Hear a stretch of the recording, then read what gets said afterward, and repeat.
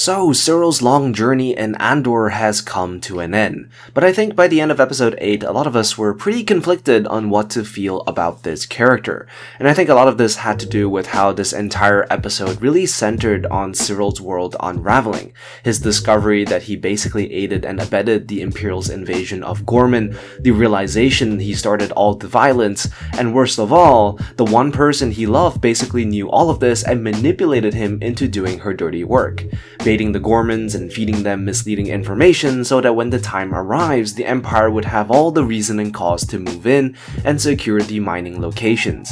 At the same time, the character arc that Syril goes through is equally as fascinating, beginning all the way back in Season 1. Back then, we were introduced to a naive and somewhat overly enthusiastic man who was convinced in the things that he was doing, who by the end didn't know which way was up or down. It is also worth noting that the beginning of Syril's character arc and his end do evoke a rather familiar feeling.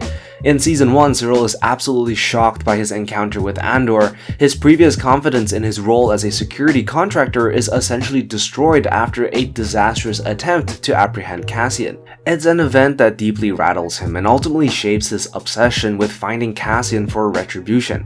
Cut back to Season 2, Episode 8, and Cassian is placed in this all too familiar feeling when he discovers that Dedra has been manipulating and lying to him all this time. Realizing that he essentially helped the Empire fabricate a reason to invade and strip the planet of its resources, he has this pretty similar shocked and horrified expression on his face. Adding to this is also the fact that as he undergoes this sense of shock and horror, at the end of the day, he still zones in on Cassian. Despite everything he has been through and understanding his complicity in what is going on around him, he still defaults back to his primary objective, much like the very beginning of his journey. So I find it just so interesting that this is what he does, defaulting back to this autonomous route as a means to cope with what is going on. Ultimately, what we have is a young man who is strongly driven by his morals and sense of justice, core components of his character that were ultimately used by the Empire. You see, for all of Syril's fault, the man really thought he was doing the right thing. Under any other circumstances, his commitment to law and order are admirable qualities that could have been put to good use if the man was living under the New Republic or even just the Republic. In other words, Syril is trying to be a good person, unaware that he is operating under a morally corrupt environment, which is why we see him at the end of episode 8. There is this sense of tragedy as we are able to finally understand the depths of his sincerity through his outburst with Dedra.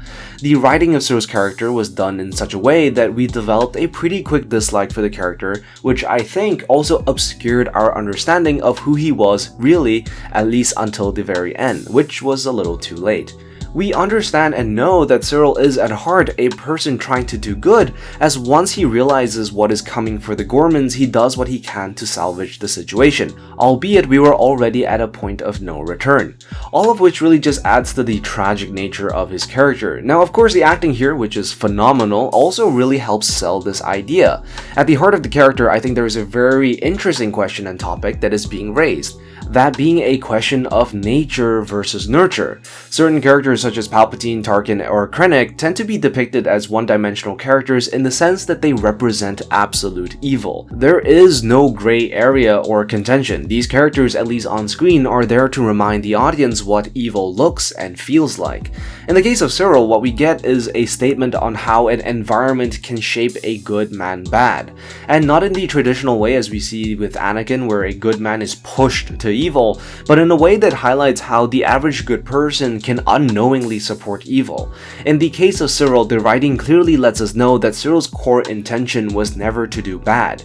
He was trying to do what he thought was good, not knowing the regime he was living under, and we see elements of this conditioning all the way back in Season 1. After getting fired from his job, Syril returns to Coruscant, and in his room we see a little stormtrooper toy, letting us know that this is someone who grew up idealizing the Empire. On top of this, we're also told that he was raised by a mother who was very pro-Empire. Arguably, the mother too was conditioned by her environment to be that way, something which Syril also subconsciously adopted. Syril's pro-Empire belief isn't born from an opportunistic mindset or an inherently evil character. It is simply just the case that he was born in a time where that was the norm, or as the Empire likes to say, Imperial norm. actions. There is a point to be made that the average person, fed with all this imperial propaganda and conditioning, is as much a victim as those who live beneath the heel of the Empire. It is also worth mentioning that Syril's mother, at a lesser extent, is also an exploration of this same idea. The fact that we find her character so deplorable in certain instances, and despite this, still finding sadness and compassion for her, watching her digest the death of her son, speaks a lot on this theme as well.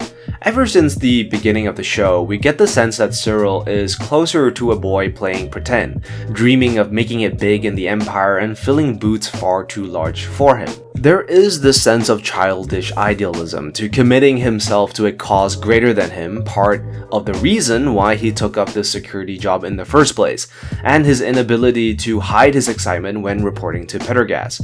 As the audience, we have the advantage of understanding the truth of the Empire, but for someone like Syril, who is prone to his idealistic notions, it comes as no surprise how someone like him could be easily sucked into the Imperial machine. It is also worth recognizing the seductive power of the Empire, especially when it comes to recruiting young men. The sleek suits, flashy uniforms, and overtly masculine portrayal of the Imperial Army is something that definitely has an impact when it comes to influencing and shaping the psyche of young men. In a way, Syril represents what many young naive men experience, an over-eagerness to prove themselves and a deep desire to make their mark on the world, something which regimes such as the Empire are all too willing to exploit. So this really begs the question, is Syril a good or bad person, and should we really feel sorry for him?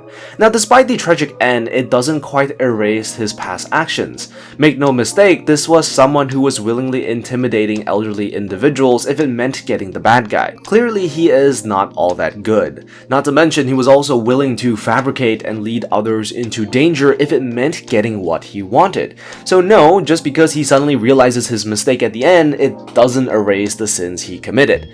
However, what we can do is understand the why and how. We can understand that Syril is both a perpetrator and victim under an oppressive society. We can understand how he comes to this point and how easy it is for many others like him to go down this path. So in a sense, it is, I guess, okay to feel sorry for him. Like many other aspects of the show, Syril represents another shade of grey. He represents the splash of grey that Luthen is to the rebellion, an individual in between that was ultimately tragically defined by his circumstances.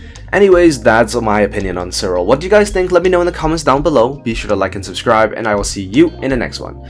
I am the Lost Acolyte,